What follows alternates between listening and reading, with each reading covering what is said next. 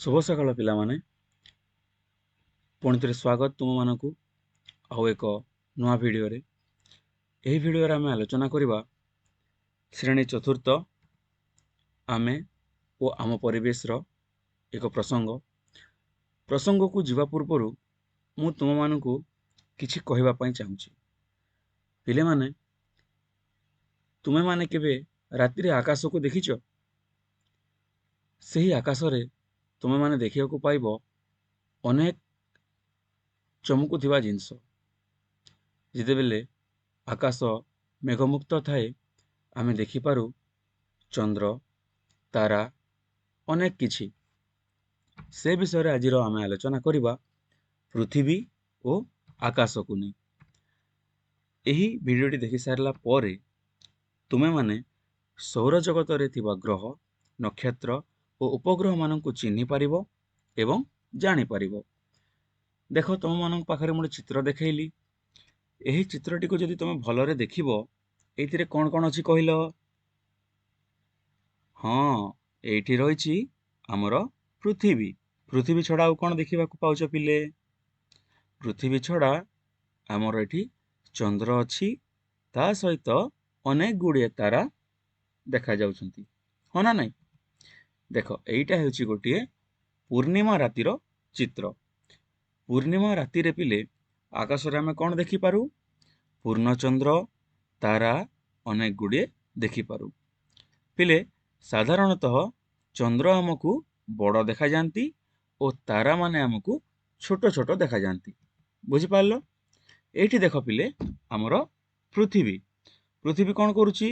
निजर अक्ष चारिपटरे घुरुछि। हो ना नहीं? अच्छा कहलो पृथ्वीर रंग किपरि तुमको देखा जाउछि?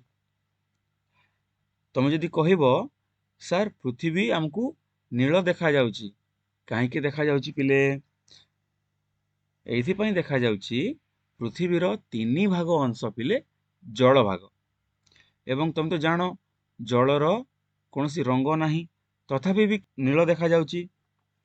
ताहा पिले तुम ऊपर श्रेणी रे पढ़िबो, किंतु पृथ्वी रे अनेक परिमाण रे जल थिबारु ताहार रंग नील देखा जाए एवं तेणु पृथ्वी को नील ग्रह बोली मध्य कहंती। एठी देखो पिले हमर जह्न मामू, तो माने कहो ना जह्न मामू आ जह्न मामू सर शशि।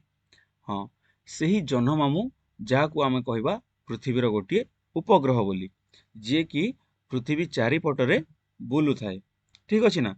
एठी पृथ्वी रहिला, एठी चंद्र रहिला, तापर देखो पिले तारा गुड़िक मध्य रहिचंती आम महाकाश रे। एबे देखो जितेबेले मेघाच्छन्न थिबो आमे एभली दृश्य देखिबाकू पाई परिबा नाही। जितेबेले आकाश मेघमुक्त हबो सेही समय एमितिका दृश्य आमे देखि परिबा। सकाळर से सुनेली किरण धरिकी सूर्य उदय होउछंती पूर्व दिगरे, जो किरण रे आमे बंचिकी रहुछि। तेणु सूर्य को सकल शक्तिर आधार बोली मध्य कुहा जाए। एठी देखो पिले सही सूर्य होइछंती कोटिए तारा, तारा बा नक्षत्र। सूर्य आम निकटरे थिबारु पिले अन्य तारा मानक तुलना रे हमकु बड़ देखा जानती।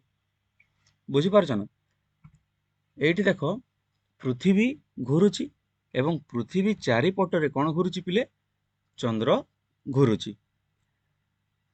एई जगह मु कहिबि पिले चंद्र हेउछि पृथ्वीर गोटिए उपग्रह।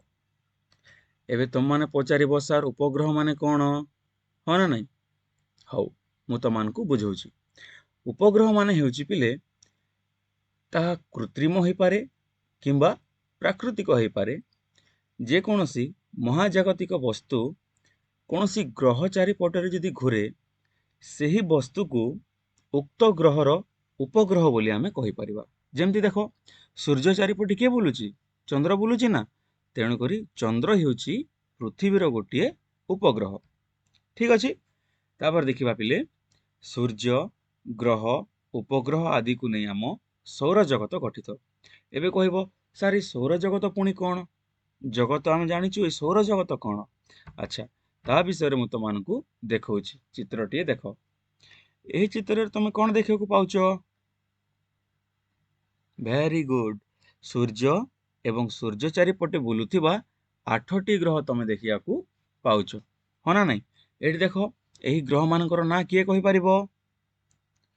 ହଁ, ଦେଖ ପିଲେ, ପୃଥିବୀ ସମେତ ଆଉ 7ଟି ଗ୍ରହ ସୂର୍ଯ୍ୟ ଚାରିପଟେ ଘୁରନ୍ତି।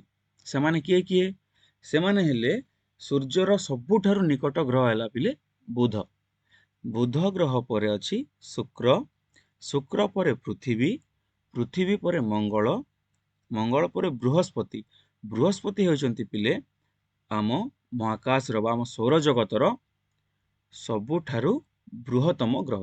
ଆମ ସୌରଜଗତର ସୂର୍ଯ୍ୟର ଯୋଉ ପରିବାର ରହିଛି, ସେହି ପରିବାରରେ ସବୁଠାରୁ ବଡ଼ ଗ୍ରହ ହେଉଛନ୍ତି ବୃହସ୍ପତି।